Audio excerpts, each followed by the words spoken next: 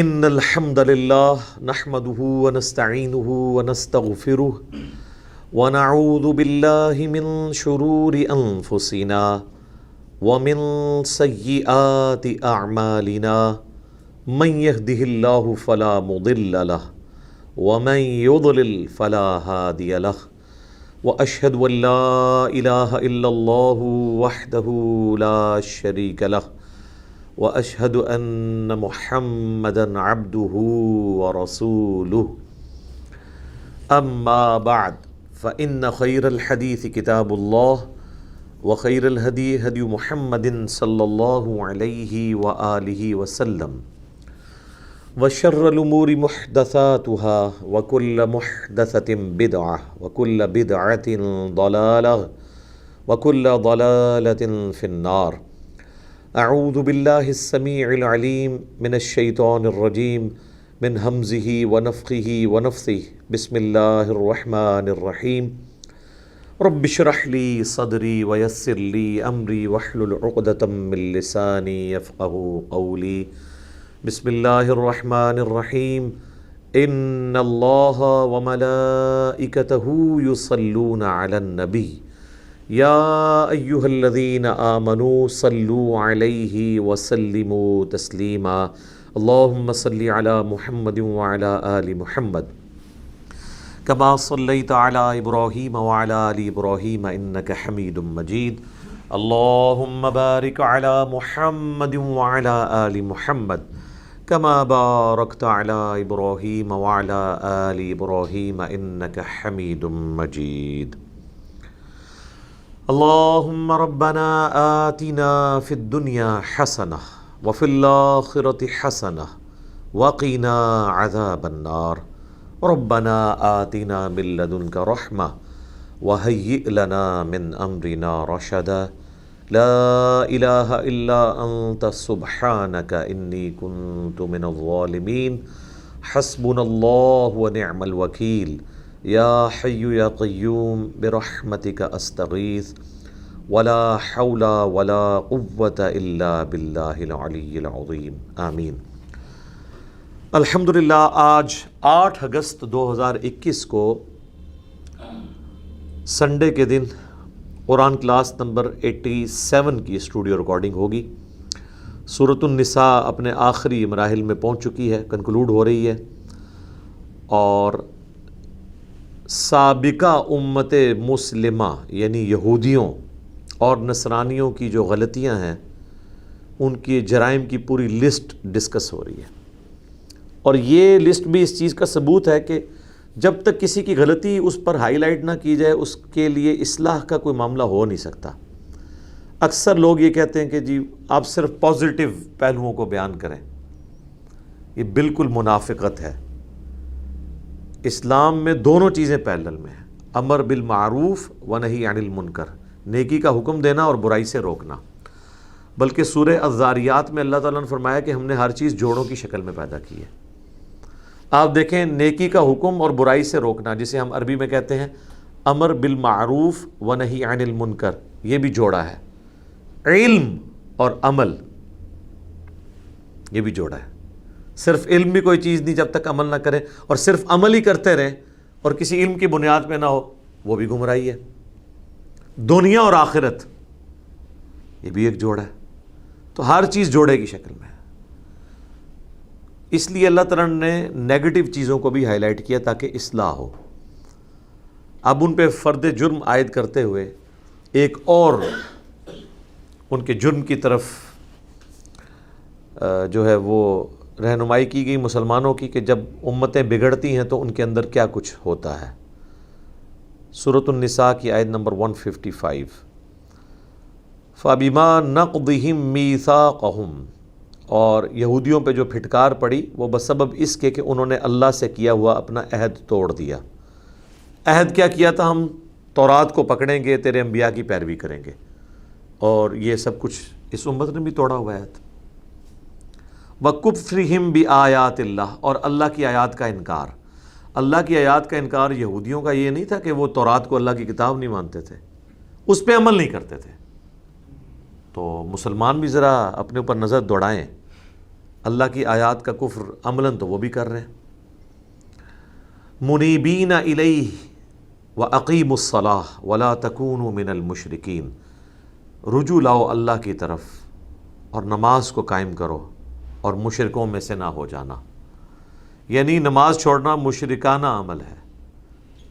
یہ سورۃ الروم کی آیت نمبر 31 ہے۔ پھر سورہ صحیح مسلم کے اندر 246 نمبر حدیث ہے، بندے کے کفر اور ایمان، شرک اور اسلام کے درمیان فرق نماز ہے۔ تو یہ جو عملاً کفر ہے اللہ کی آیات کا، وہ مسلمان بھی کر رہے ہیں۔ وَقَتْلِهِمُ الْأَنْبِيَاءَ بِغَيْرِ حَقٍّ، اور تمہارا قتل کرنا اللہ کے نبیوں کو بغیر کسی وجہ کے، ناحق قتل کرنا۔ اس امت میں انبیاء نہیں آئے، ورنہ یہ کام بھی اس امت نے بڑے پیشن کے ساتھ کیا ہے، جس طرح اگلی امتوں نے بھی کیا۔ انبیاء کی اولاد قتل کر دی۔ نبی علیہ السلام کو قبر میں گئے، بمشکل 50 سال ہوئے ہیں اور آپ کا پورا گھر ذبح کر دیا گیا۔ اور پھر پوری امت میں جب جب کبھی کوئی شخص حق کے لیے آواز اٹھاتا رہا، اس کو ان تمام تکالیف سے گزرنا پڑا۔ امام نسائی قتل ہوئے، امام حنیفہ کو زہر دے کے قتل کیا گیا، امام مالک کو تکلیفیں برداشت کرنی پڑی، امام احمد بن حنبل کو تکلیف برداشت کرنی پڑی۔ تو یہ انبیاء کے ریپریزنٹیٹیو تھے دنیا میں، چونکہ ختم نبوت ہو چکی ہے، لہٰذا جو نبیوں کے ساتھ ہم نے کرنا تھا نا، ہم نے نبیوں کے جانشینوں کے ساتھ وہی کچھ کیا۔ حضرت ابوبکر کی ایک نیچرل ڈیتھ ہوئی ہے، حضرت عمر بھی شہید، حضرت عثمان بھی شہید، حضرت علی بھی شہید۔ 4 ہمارے جو خلفاء ہیں ان میں سے 3 شہید ہوئے ہیں۔ وَقَوْلِهِمْ قُلُوبُنَا غُلْف، اور بسبب اس کے کہ یہ کہتے ہیں کہ ہمارے دلوں پر غلاف چڑھے ہیں، بڑے وہ فخر سے کہتے تھے۔ سورۃ البقرہ میں بھی ہے کہ ہمارے دلوں پہ تو غلاف چڑھے ہوئے ہیں، اے نبی تمہاری کوئی بات ہم پہ اثر نہیں کر سکتی، ہم اپنا فرقہ، اپنا گروہ، اپنا عقیدہ کبھی بھی چھوڑنے کے لیے تیار نہیں تمہارے کہنے پہ، یعنی اپنی اصلاح کرنے کے لیے تیار نہیں ہے۔ تو یہ آج بھی اسی طرح ہی ہے۔ وہ کہتے ہیں جی 1000 آیات بھی آپ ہمارے آگے سے گزار دیں، ہم نہیں چھوڑیں گے۔ پچھلے دنوں الیاس گھمن صاحب کی ویڈیو کافی وائرل ہوئی، جس میں انہوں نے کہا کہ کالجز اور یونیورسٹیز میں پڑھنے والا ولی اللہ بچہ بھی اس سے بہتر مدرسے میں پڑھنے والا گنہگار، فاسق اور فاجر ہے۔ اور ظاہر ہے کہ مدرسوں میں جو کچھ ہوتا ہے وہ آپ کو پتہ ہے، اس کو جسٹیفائی کرنے کا ایک طریقہ یہ بھی ہے۔ تو انہوں نے کہا میں اس کی آپ کو ریزن دیتا ہوں۔ کہتے ہیں ریزن یہ ہے کہ کالج اور یونیورسٹی کے بچے کو آپ بخاری مسلم سے رفع الیدین کی حدیثیں بتائیں گے تو وہ فوراً رفع الیدین شروع کر دے گا، اتنی سادہ روح ہے وہ، حالانکہ یہ جنتی روح کی نشانی ہے، سمعنا واطعنا۔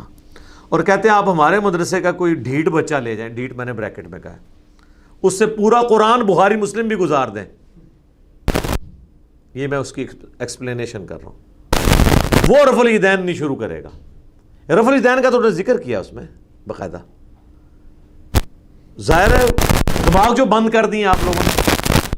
تو بیسیکلی وہ یہ بتانا چاہ رہے تھے کہ ہم نے اپنے مدرسوں میں ایسے شاہ دولہ کے چوہے تیار کیے ہیں کہ آپ جو مرضی کریں وہ بات نہیں مانیں گے۔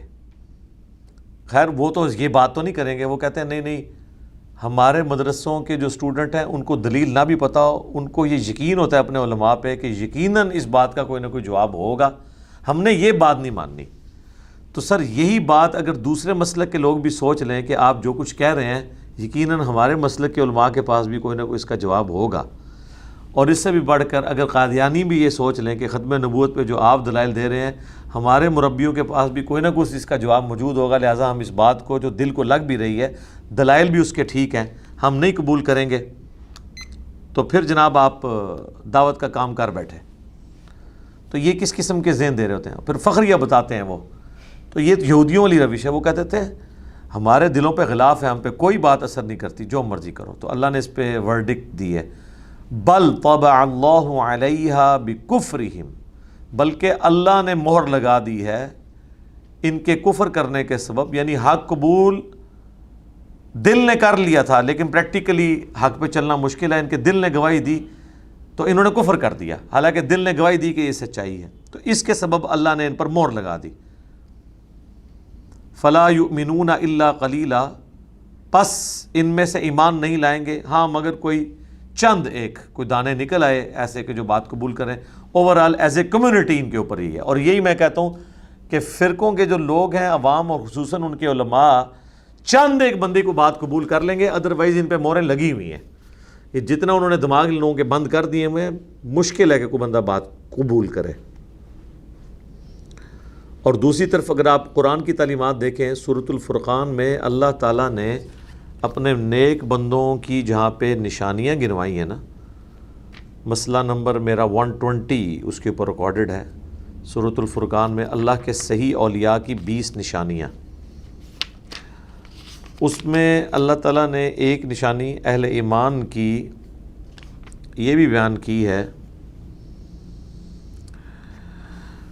اعوذ باللہ من الشیطان الرجیم، والذین اذا ذکروا بآیات ربہم، یہ وہ لوگ ہیں کہ جب انہیں اللہ کی آیات سنا کر نصیحت کی جاتی ہے، لم یخروا علیہا صما وعمیانا، تو وہ اللہ کی آیات پر اندھے ہو کر بہرے ہو کر نہیں گر پڑتے، یعنی قرآن کی آیات کو بھی اندھے بہرے ہو کے نہیں مانتے۔ تو مولویوں کے فتوے، بزرگوں کی باتیں، اکابرین کی باتیں، ان کو آپ کس طرح اندھے اور بہرے ہو کے مان سکتے ہیں؟ قرآن کی آیات کو بھی اس طرح نہیں ماننا، بلکہ تفکر کرنا ہے کہ بات کیا ہو رہی ہے، بغیر ٹر نہیں پینا کہ بات کس کانٹیکسٹ میں ہو رہی ہے، اس میں بیان کیا کیا گیا ہے۔ وَبِكُفْرِهِمْ وَقَوْلِهِمْ، اور بسبب ان کے کفر کے اور ان کے یہ دعوے کے، بلکہ بہتان کے، علی مریم بہتانا عظیما، جو انہوں نے سیدہ مریم پر الزام لگایا نعوذ باللہ بدکاری کا، وقولہم، اور ان کا یہ کہنا، انا قتلنا المسیح عیسی ابن مریم رسول اللہ، کہ بے شک ہم نے تو عیسیٰ مسیح مریم کے بیٹے کو جو اللہ کے رسول تھے قتل کر دیا ہے۔ وما قتلوہ، اور انہیں قتل نہیں کیا گیا، وما صلبوہ، اور نہ ہی انہیں سولی چڑھایا گیا، ولیکن شبہ لہم، بلکہ ان کے لیے معاملہ مشتبہ ہو گیا، ایمبیگوس ہو گیا، مبہم ہو گیا، یعنی وہ مارنے والے جو ہیں ان کے لیے معاملہ اللہ تعالیٰ نے مبہم کر دیا، اور اس کا اینڈ رزلٹ کیا نکلا وہ آگے چل کے آئے گا۔ وما قتلوہ وما صلبوہ ولکن شبہ لہم وَإِنَّ الَّذِينَ اخْتَلَفُوا فِيهِ، اور بے شک جو لوگ اس معاملے میں اختلاف کر رہے ہیں، لفی شک من، وہ شک میں مبتلا ہیں، ما لہم بہ من علم، ان کے پاس اس کے بارے میں کوئی ڈیفینیٹ علم نہیں ہے، الا اتباع الظن، مگر یہ کہ وہ اپنے گمان کی پیروی کر رہے ہیں، وما قتلوہ یقینا، اور یقیناً انہیں قتل نہیں کیا گیا، بل رفعہ اللہ الیہ، بلکہ اللہ نے انہیں اپنی طرف اٹھا لیا، وَكَانَ اللَّهُ عَزِيزًا حَكِيمًا، اور اللہ تعالیٰ غالب ہے، حکمت والا ہے۔ غالب ہے، بدلہ لے سکتا تھا، لیکن اس کی حکمت یہ ہے کہ اس نے بجائے فوراً بدلہ لینے کے حضرت عیسیٰ ابن مریم کو اوپر اٹھا لیا، بجائے یہودیوں پہ کوئی عذاب ایٹ دا اسپاٹ آتا، ایسا نہیں ہوا، بلکہ حضرت مسیح علیہ السلام کو اللہ نے زندہ آسمانوں پہ اٹھا لیا۔ اور معاملہ مشتبہ یہ ہو گیا، یہ اب روایتوں میں ملتا ہے، وہ انجیل برناباس اس کی بھی کوئی اتھینٹسٹی نہیں ہے، عیسائی ان کو ویسے نہیں مانتے، مسلمان بھی جو کلیم کر رہے ہیں وہ بھی کمزور دلائل پہ کھڑے ہیں۔ حیات مسیح اور نزول مسیح پہ ریسنٹلی کوئی 1-1.5 سال پہلے میں نے ڈیٹیل ویڈیو ریکارڈ کی ہے، حضرت عیسیٰ علیہ السلام کے نزول پہ ایک ایک ریفرنس لگا کے، جاوید احمد غامدی صاحب نے جو کچھ چیزیں اٹھائی تھی میں نے علمی جواب اس کے دیے قرآن پاک سے، اور اینڈ پہ میں نے باقی عوام الناس کے لیے حدیث بھی بیان کی ہے، مقدمہ سارا قرآن سے، اس میں میں نے آیات کوٹ کی تھی یہ والی کہ غامدی صاحب جب بھی کوٹ کرتے ہیں تو وہ انی متوفیک و رافعک الیہ، وہ آل عمران سے جو ہے وہ آیات کوٹ کرتے ہیں، یہ آیات وہ سکپ کرتے ہیں، جس میں واضح ہے کہ نہ وہ قتل کیے گئے نہ سولی دیے گئے، پھر اللہ تعالیٰ فرما رہا ہے معاملہ مشتبہ ہو گیا، پھر کہا کہ یقیناً وہ قتل نہیں کیے گئے بلکہ وہ بلند کر لیے گئے اللہ کی طرف۔ اب غامدی صاحب نے ایک درمیان کا راستہ نکالا ہے، نہ تو ان کا منکرین حدیث والا موقف ہے جو قادیانیوں کا بھی ہے کہ حضرت عیسیٰ علیہ السلام فوت ہو گئے ہیں اور ان کی قبر فلاں جگہ پہ ہے. جاوید احمد غامدی صاحب کہتے ہیں کہ اللہ نے وقتی طور پہ انہیں موت دی، پھر ان کو جسم کے سمیت اوپر اٹھا لیا تاکہ ان کی لاش کی بے حرمتی نہ ہو، جبکہ صحیح الاسناد احادیث اور قرآن بھی اس کو سپورٹ کر رہا ہے کہ اللہ نے ان کو زندہ اوپر اٹھایا ہے. یہاں ہونا چاہیے تھا نہ وہ قتل کیے گئے نہ وہ سوری چڑھے، بلکہ اللہ نے انہیں موت دی اور اٹھا لیا. موت کو اللہ نے سکپ کر لیا، ڈائریکٹ بات کی ہے کہ اپنی طرف اٹھا لیا. تو یہ ایک غیر معمولی واقعہ تھا، اس میں کوئی ابہام نہیں چھوڑنا چاہیے تھا اللہ تعالیٰ کو. اللہ تعالیٰ نے بالکل واضح بیان کر دیا، کوئی ابہام اس میں نہیں ہے. اللہ نے ان کو اٹھایا ہے واقعی، اور اللہ تعالیٰ غالب ہے، حکمت والا ہے. اور اب ساتھ ہی ذکر آیا وَإِن مِّنْ أَهْلِ الْكِتَابِ، اور اہل کتاب میں سے کوئی بھی نہیں ہے إِلَّا لَيُؤْمِنَنَّ بِهِ قَبْلَ مَوْتِهِ، کہ وہ ضرور ایمان لے آئے گا ان کی موت سے پہلے. اب یہ موت ہی کی ضمیر، بعض لوگوں نے کہا کہ اہل کتاب مرنے سے پہلے حضرت عیسیٰ پہ ایمان لے آئیں گے، یعنی موت کے وقت انہیں پتہ چل جائے گا نزا کے عالم میں کہ حضرت عیسیٰ علیہ السلام اللہ کے پیغمبر ہیں. لیکن یہ کمزور دلیل ہے. بعض کہتے ہیں موت ہی کی ضمیر حضرت عیسیٰ کی طرف ہے، کہ حضرت عیسیٰ کی موت سے پہلے اہل کتاب ان پہ ایمان لے آئیں گے. یعنی جب دوبارہ دنیا میں آئیں گے اس وقت جتنے اہل کتاب ہیں ان پہ ایمان لے آئیں گے، یہاں تک کہ حضرت عیسیٰ علیہ السلام بھی 40 سال کا عرصہ یہاں گزار کر ان کو موت آ جائے گی. روزہ رسول کے میں وہ دفن ہو گئے نبی علیہ السلام کے ساتھ. اس میں کئی ایک احادیث ہیں، المستدرک للحاکم کے اندر، بخاری مسلم میں کئی ایک احادیث ہیں. اسی آیت کے کانٹیکسٹ میں ایک حدیث ہے، حضرت ابو ہریرہ کہتے ہیں کہ نبی علیہ السلام نے فرمایا اللہ کی قسم عیسیٰ ابن مریم تم میں ضرور اتریں گے، خنزیر کو قتل کر دیں گے، صلیب کو توڑ دیں گے، جزیہ موقوف کر دیں گے، یعنی سب لوگ اسلام قبول کر لیں گے، کسی غیر مسلم سے جزیہ نہیں لیا جائے گا، اور وہ عادل حکمران کی حیثیت سے تم میں نزول کریں گے. اور تمہاری اس وقت کیا شان ہوگی جب کہ امام تم میں سے ہوگا اور عیسیٰ ابن مریم اس کے پیچھے نماز پڑھیں گے، یعنی امام مہدی کے پیچھے. اور پھر حضرت ابو ہریرہ اپنا ایکسپرٹ اوپینین دیتے وقت کہتے تھے کہ چاہو تو قرآن کی یہ آیت پڑھ کے دیکھ لو، سورہ نساء کی آیت نمبر 159 وَإِن مِّنْ أَهْلِ الْكِتَابِ، اور اہل کتاب میں سے کوئی بھی نہیں بچے گا الا مگر یہ کہ لَيُؤْمِنَنَّ بِهِ قَبْلَ مَوْتِهِ، وہ عیسیٰ کی موت سے پہلے ان پہ ایمان لے آئے گا. یعنی کرسچنز اسلام قبول کر لیں گے. رہ گئے یہودی، وہ تو دجال کے پیچھے چل رہے ہوں گے سوائے جن کو اللہ ہدایت دے دے. باقی ڈیٹیل میں نے اس ویڈیو میں بیان کی، ورنہ 1 گھنٹہ اس آیت پہ لگ جاتا. وَيَوْمَ الْقِيَامَةِ يَكُونُ عَلَيْهِمْ شَهِيدًا، اور قیامت کے دن وہ گواہ بھی بنیں گے ان کے اوپر. یہ حضرت عیسیٰ کے دنیا میں آنے کا ذکر قرآن میں بھی موجود ہے، سورہ الزخرف میں، کہ عیسیٰ قیامت کی نشانی ہے. قیامت سے پہلے حضرت عیسیٰ علیہ السلام دنیا میں آئیں گے، بالکل واضح ہے. فَبِظُلْمٍ مِّنَ الَّذِينَ هَادُوا، اور بسبب ظلم ڈھانے کے، اللہ کی شریعت کو توڑنے کے یہودیوں کے لیے، حرمنا علیہم طیبات، ہم نے بعض پاکیزہ چیزیں بھی ان پہ حرام کر دی. بسبب شریعت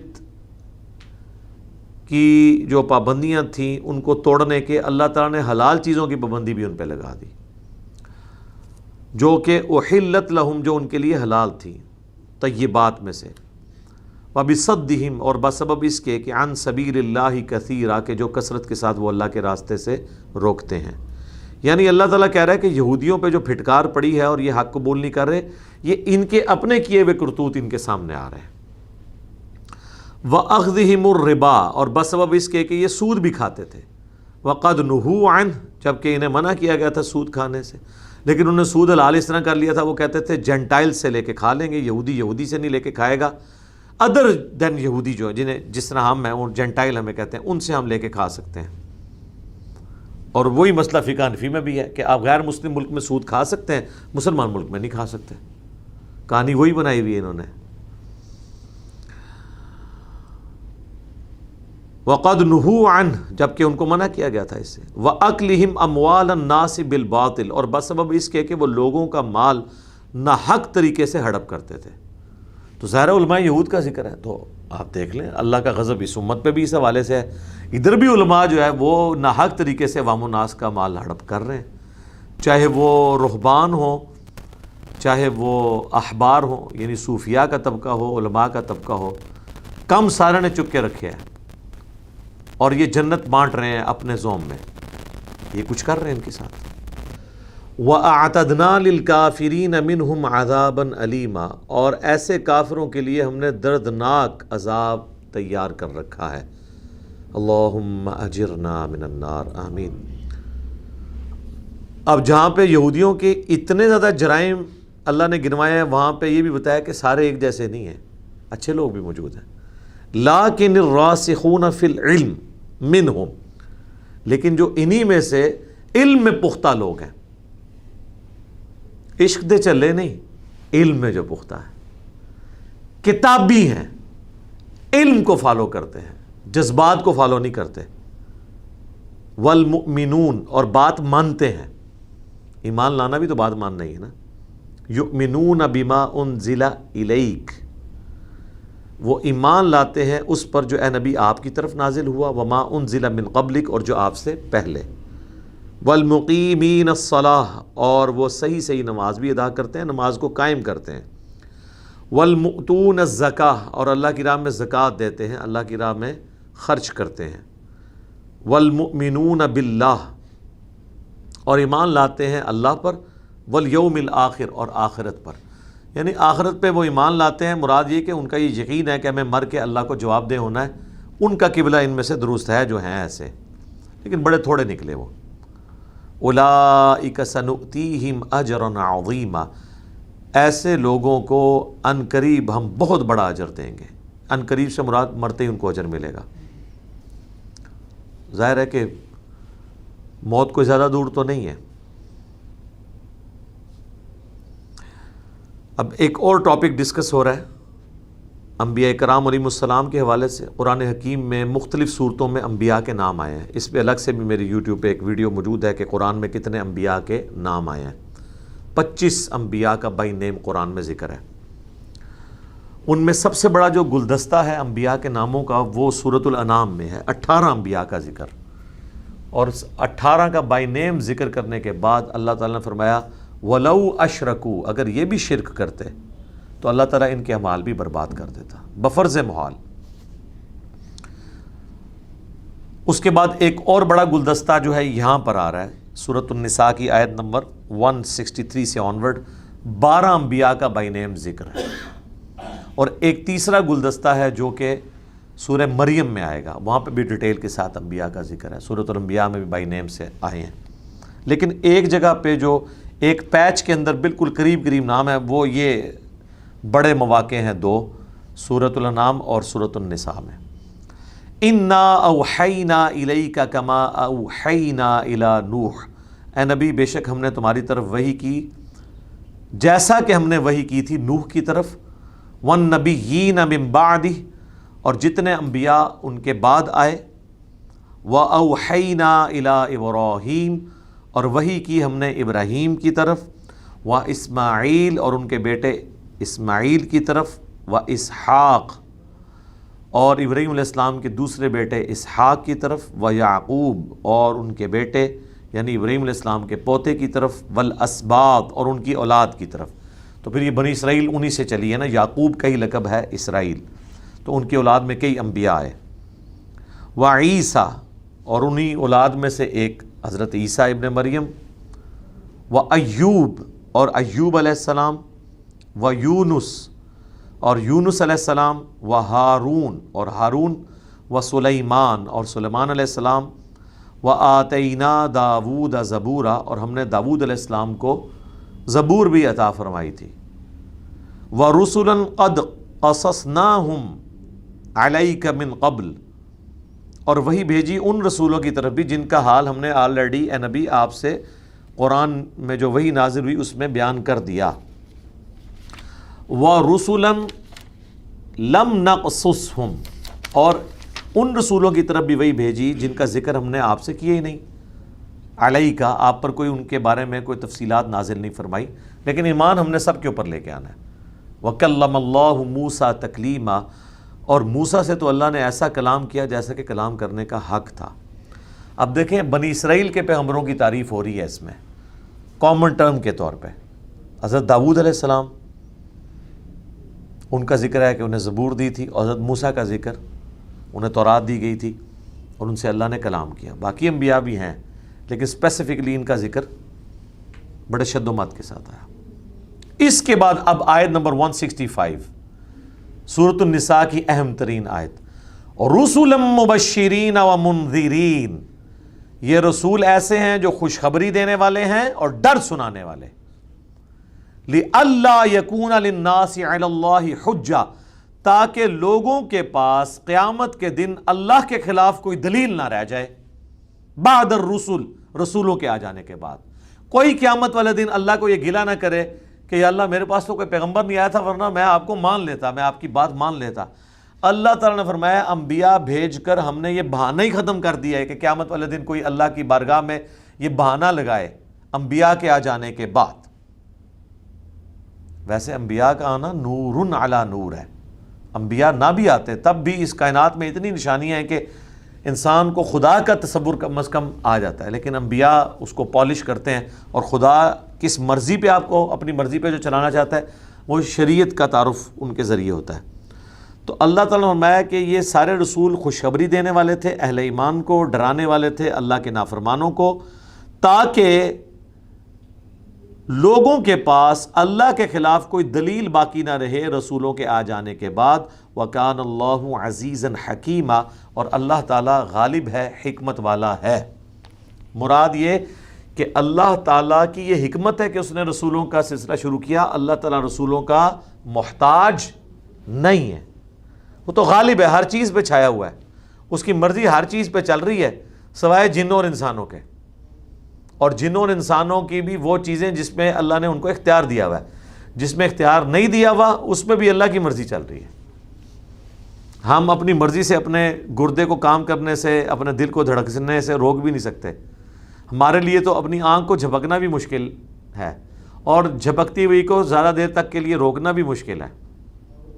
تو ساری کی ساری چیزیں اللہ تبارک و تعالیٰ نے کنٹرول کی ہوئی ہیں۔ لیکن اللہ یشہد بما انزل الیک، لیکن اللہ تعالیٰ گواہی دیتا ہے اس کتاب کے ذریعے جو آپ کی طرف نازل ہوئی، انزلہ بعلم، وہ اللہ کے علم سے نازل ہوئی ہے۔ یعنی اللہ تبارک و تعالیٰ خود گواہ ہے کہ آپ اللہ کے پیغمبر ہیں اگر آپ کی کوئی بات نہ بھی مانے۔ باقی پیغمبروں کا سلسلہ تو اللہ نے اس لیے شروع کیا تاکہ لوگ کوئی بہانہ نہ بنا سکے، اور پھر اس کا کلائمیکس اس حوالے سے سورہ بنی اسرائیل میں آیا کہ وَمَا كُنَّا مُعَذِّبِينَ حَتَّى نَبْعَثَ رَسُولًا، ہم کسی قوم کو اس وقت تک عذاب بھی نہیں دیتے جب تک کہ ان میں رسول نہ بھیج دیں جو ان پہ حجت تمام کرے، اور پھر وہ رسولوں کا جب انکار کرتے ہیں پھر اللہ کا عذاب آتا ہے، ادروائز اللہ تعالیٰ عذاب بھی نہیں دیتا۔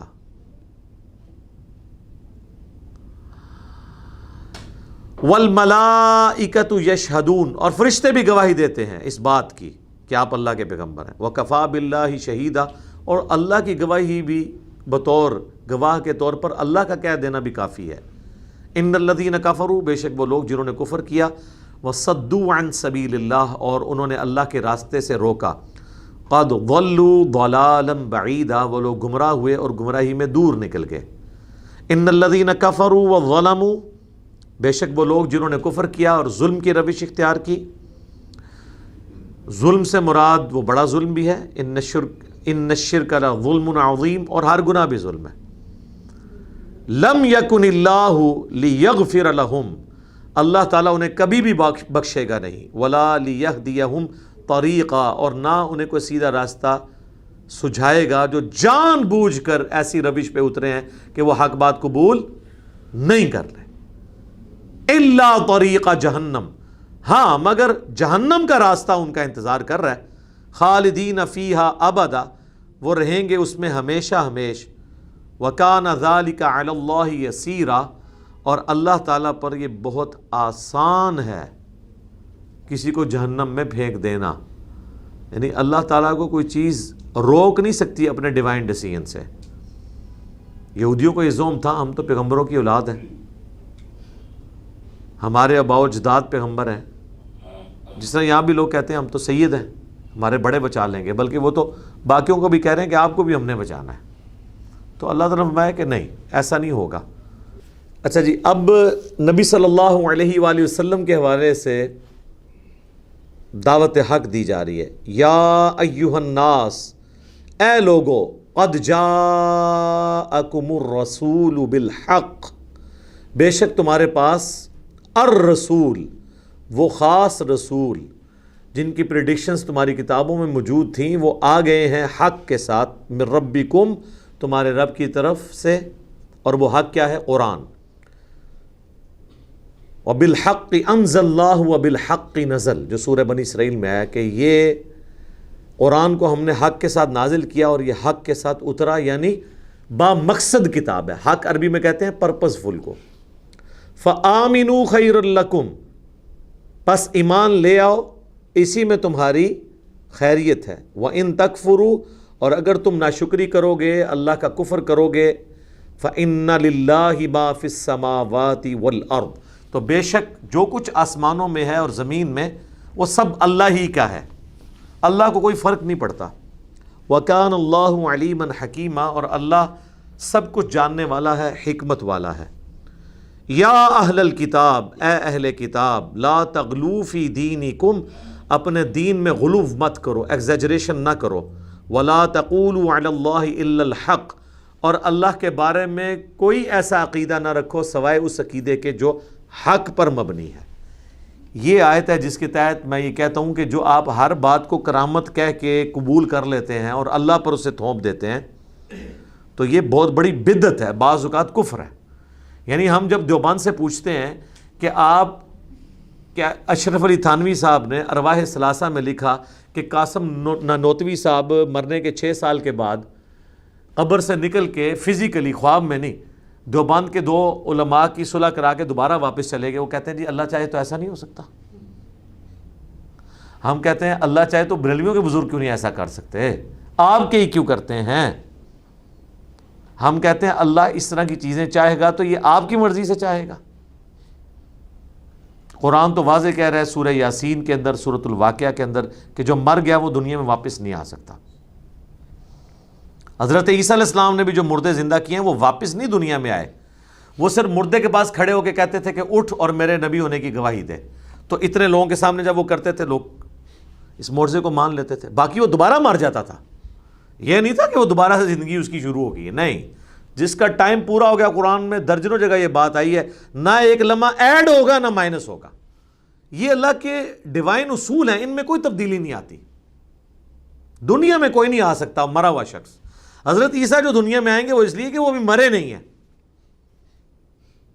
مرنے کے بعد کوئی دنیا میں واپس نہیں آ سکتا، یہ ذہن میں رکھیے گا، یہ اللہ کا اصول ہے۔ لہٰذا اللہ پہ یہ جھوٹ باندھنا ہے کہ اگر کوئی کہتا ہے کہ مرنے کے بعد کوئی قبر سے نکل کے باہر آ گیا۔ اب ایسے قیامت تک نہیں کوئی آئے گا، میڈیا کا دور ہے، لے آؤ کیڑا جے، سب تو پہلے میں نماز سننی ہے، اس کے بعد دعائے قنوت سننی ہے۔ میں دیکھ لوں دعائے قنوت بھی حنفیاں لی نہیں، جیڑی اصلی دعائے قنوت ہے، تو پتہ چل جائے گا ہاں قبر تو نکل کے آیا کہ نہیں آیا، بزرگ ہے یا نہیں ہے۔ بر یہاں اسپیسیفکلی اللہ نے اہل کتاب کو کہا، اور خصوصاً ان کے اس شرک کو ایڈریس کیا جو انبیاء کے اوپر وہ جھوٹ باندھتے تھے۔ انما المسیح عیسی ابن مریم، مسیح عیسیٰ کے بیٹے مریم وہ تو نہیں ہے سوائے اس کے کہ وہ رسول اللہ ہیں۔ مریم رسول اللہ و کلماتہ، اور اللہ کے کلمہ خاص ہیں۔ القاہا الی مریم، جو اللہ نے مریم کی طرف بھیجا۔ وروح منہ، اور وہ اللہ کی روح ہیں۔ اب یہ بڑی ہیوی ڈیوٹی قسم کے کلمات ہیں اور صفات ہیں جو حضرت عیسیٰ ابن مریم کے لیے ہیں، یہ کوئی چھوٹی چیز نہیں ہے۔ اس پہ میں نے الگ سے ایک مجلس میں کوسچن ریکارڈ کروایا ہے، عیسیٰ روح اللہ، کیونکہ کرسچنز جو ہیں ان آیات کو یوز کرتے ہیں، وہ کہتے ہیں کہ وہ اللہ کا کلمہ ہے، اور آپ یہ کہتے ہیں کہ کلام متکلم کی صفت ہوتا ہے، تو حضرت عیسیٰ جب اللہ کا کلمہ ہے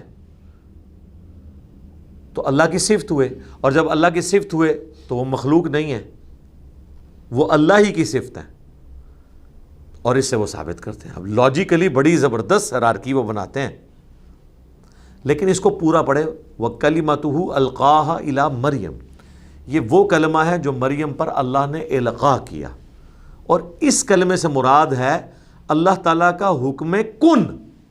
وہ سب ہم کلمت اللہ ہیں، ہم سب کن فیکون سے پیدا ہوئے ہیں۔ تو پھر حضرت عیسیٰ علیہ السلام کو خاص کلمت اللہ اس لیے کہا گیا کہ حضرت عیسیٰ علیہ السلام کی ولادت بغیر باپ کے ہوئی، وہ خاص کلمہ ہے، کلمہ سارے ہی ہیں۔ حضرت آدم علیہ السلام کو بھی تو اللہ تعالیٰ نے پیدا کیا ہے، اسی لیے سورہ المائدہ میں آگے چل کے آئے گا کہ اللہ کے نزدیک عیسیٰ علیہ السلام جو ہیں وہ آدم کی مثل ہیں، اللہ نے انہیں کن فیکون کر کے پیدا کر لیا۔ تو یہ کہنا کہ اللہ کے کلمہ ہے تو اللہ کی وہ صفت، یہ کلمہ ان معنوں میں نہیں ہے کہ وہ اللہ کی کوئی صفت ہے، مراد یہ کہ اللہ کا جو کلمہ ہے کہ اللہ فرماتا ہے کن کہ ہو جا تو وہ ہو جاتا ہے۔ تو حضرت عیسیٰ علیہ السلام بغیر باپ کے پیدا ہوئے، وہ باپ والا جو مسنگ ایلیمنٹ تھا وہ اللہ کا کلمہ کن تھا، ماں پھر بھی تھی۔ تو اگر خدا ہی ماننا ہے تو حضرت آدم کو بڑا خدا مانو، ان کی ماں بھی کوئی نہیں تھی، وہ بغیر ماں باپ کے پیدا ہوئے ہیں، لیکن وہ بھی اللہ نے کہا کن فیکون۔ اچھا، اب کرسچن حضرت عیسیٰ کو اللہ کا کلمہ مانتے ہیں، حضرت آدم کو نہیں مانتے، کہتے ہیں آدم اللہ کے بندے ہیں۔ تو جس کی ماں بھی نہیں باپ بھی نہیں، دو کلمات کن سے جو پیدا ہوا ہے وہ تو بندہ ہے، اور جو ایک کلمہ کن سے پیدا ہوا ہے وہ اللہ کا بیٹا ہے، اللہ کی صفت ہے۔ اللاجیکل گفتگو۔ اور دوسری طرف یہ بھی مانتے ہیں کہ انہیں سولی دے دیا گیا اور ہمارے گناہوں کا کفارہ بن گئے۔ بھئی اللہ کو تو موت ہے ہی نہیں ہے، اللہ کی صفت کو کیسے موت آ سکتی ہے؟ یہ ان کو آپ سولی پہ دیے جانا ماننا ہی ان کو مخلوق ماننا ہے۔ آپ کے نزدیک بھی ثابت ہو جاتی ہے یہ بات، ہمارے نزدیک تو ان کو الٹیمیٹلی موت آئے گی، اور وہ اللہ کی طرف سے روح ہے، روح من، اللہ کی طرف سے روح ہے۔ من کا مطلب ہے فرام گاڈ، وہ تو انسان کے لیے اللہ نے فرمایا وَنَفَخْتُ فِيهِ مِن رُوحِي، اور جب میں اپنی طرف سے، یہ وہی مِن رُوحِي، یہاں بھی روح من ہے، اپنی طرف سے روح پھونک دوں تو اے فرشتوں اس آدم کے لیے سجدے میں گر پڑنا۔ تو آدم تو اللہ کے بندے ہیں، تو حضرت عیسیٰ علیہ السلام بھی اگر روح من ہے تو اللہ کے بندے ہیں۔ فَآمِنُوا بِاللَّهِ وَرُسُلِهِ، پس ایمان لاؤ اللہ پر، اس کے رسولوں پر۔ وَلَا تَقُولُوا ثَلَاثَةً، اور مت کہا کرو کہ تین خدا ہے۔ انتہوا، باز آ جاؤ، خیر لکم، اسی میں تمہاری خیریت ہے۔ انما اللہ الہ واحد، اللہ تو نہیں سوائے اس کے کہ وہ اکیلا ہے، اکیلا معبود۔ سبحانہ، وہ پاک ہے، وہ اولاد سے پاک ہے۔ اولاد تو ہوتی ہے باپ کا نام روشن کرنے کے لیے، اس باپ کا نام روشن کرنے کے لیے جس باپ نے مر جانا ہو، اور جب باپ تم خدا کو کہہ رہے ہو تو اس کو تو موت ہی نہیں آنی، اسے کس اولاد کی ضرورت ہے؟ سبحانہ، وہ تو پاک ہے۔ ان یکون لہ ولد، کہ اس کا کوئی بیٹا ہو، بیٹے کی تو ضرورت ہی نہیں اسے اپنی نسل چلانے کے لیے، اور نسل چلانے کے لیے تو اسے ضرورت ہے جسے موت آنی ہو، جسے موت ہی نہیں آنی، اس نے کیوں اپنی نسل آگے چلانی ہے؟ لہو ما فی السماوات و ما فی الارض، اسی کے لیے ہے جو کچھ ہے آسمانوں میں اور جو کچھ ہے زمین میں۔ وکفا باللہ وکیلا، اور اللہ ہی کارساز کافی ہے۔ لن یستنکف المسیح ان یکون عبدا للہ، عیسیٰ ابن مریم کبھی بھی اس بات پر شرمندہ نہیں ہوں گے کہ وہ اللہ کے بندے ہیں۔ ان کو فوراً ٹینشن بن جاتی ہے کہ بھئی اگر اللہ کا بندہ کہا تو ان کی کوئی شان نیچے آ جائے گی، جس طرح ہمارے لوگوں کو یہ ٹینشن ہو جاتی ہے اگر رسول اللہ کو کہہ دیا نا انسان، تو یہ تو بڑی شرمندگی ہے، تو آپ نے ان کا مرتبہ کم کر دیا۔ یہاں اللہ کہہ رہا ہے اللہ کے بندے ہیں، یہ تو کوئی مولوی کہلوانے کے لیے تیار نہیں ہے۔ آپ کسی مولوی کا تعارف کروائیں کہ جی ابھی آپ کے سامنے سٹیج پہ آئیں گے جو اللہ کے بندے ہیں، وہ کہے گا ہاں ایک ہی میرا تعارف کرایا، بندے تو سارے نے، میرے نال تو لا استاذ العلماء، ٹھیک ہے جی، اور ساتھ لگا جناب امام المفسرین، ٹھیک ہے جی، شیخ الحدیث، شیخ القرآن و تفسیر، یہ جب تک نہیں لگاتا یہ عبداللہ ہونا کیڑا کام ہے، سارے عبداللہ نے۔ اور اللہ تعالیٰ کا کہہ رہا ہے کہ عیسیٰ بھی کبھی شرمندگی محسوس نہیں کریں گے کہ انہیں کہا جائے کہ وہ اللہ کے بندے ہیں۔ تو انہوں کی ٹینشن پہ گئی ہے کہ تم عیسیٰ کو اللہ کا بیٹا بناؤ گے تو تب عیسیٰ راضی ہوں گے۔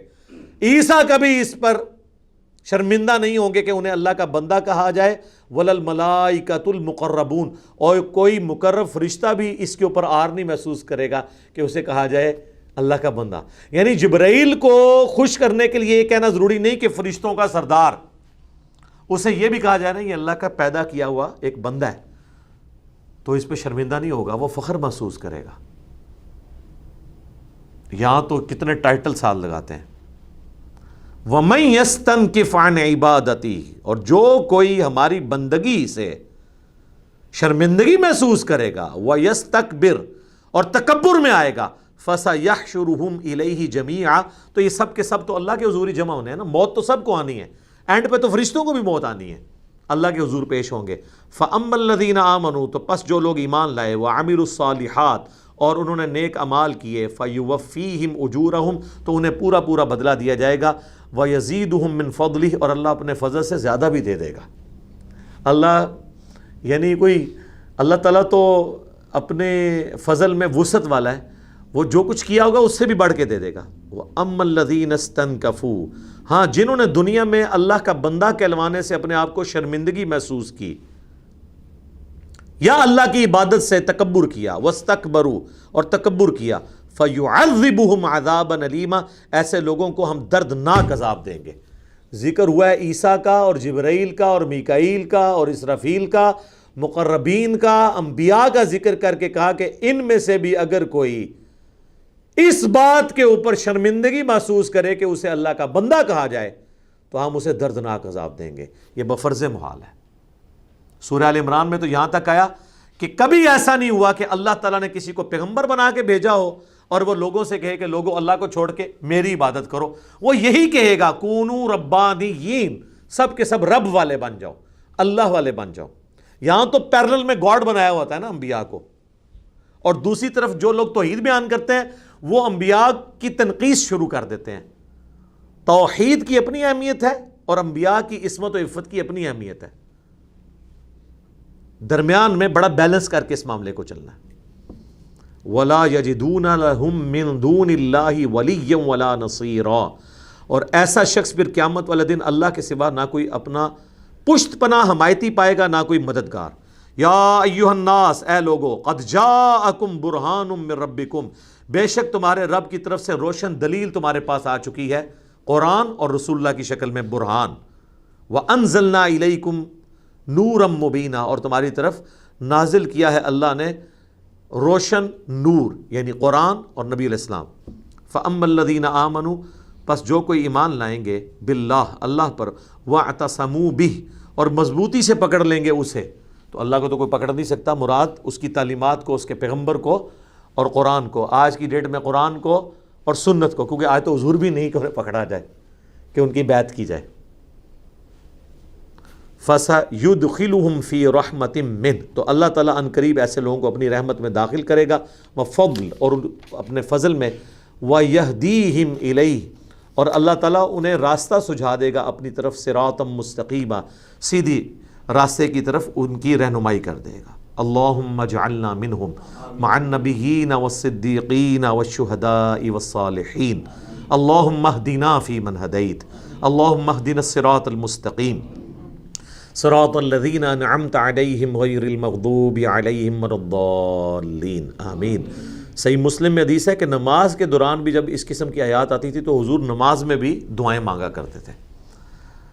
یہ جی آخری کلام تھا اللہ کا جیوز اور کرسچنز کے ساتھ، یعنی وہ چیزیں جو سورۃ البقرہ میں آل عمران سے شروع ہوئیں ان کی کنکلوژن سورۃ النساء اور سورۃ المائدہ ہے، اگلی سورت میں بھی آئے گی چیزیں، یعنی جو آخری درجے میں سمجھانا تھا نا وہ یہ صورتیں تھیں، کوئی چیز اللہ نے چھوڑی نہیں ہے۔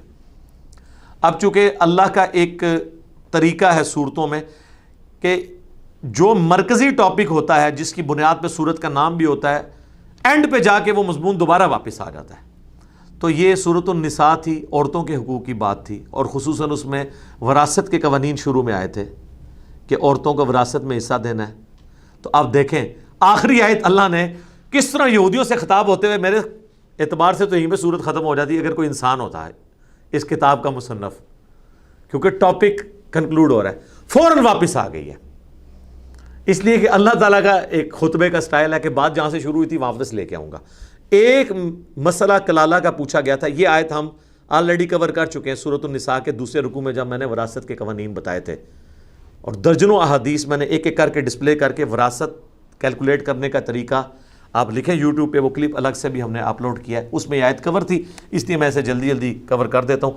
یستفتونک، اے نبی آپ سے فتویٰ یہ پوچھتے ہیں، قل اللہ یفتیکم فی الکلالہ، تو تم فرماؤ اللہ تمہیں فتویٰ دیتا ہے کلالہ کے بارے میں.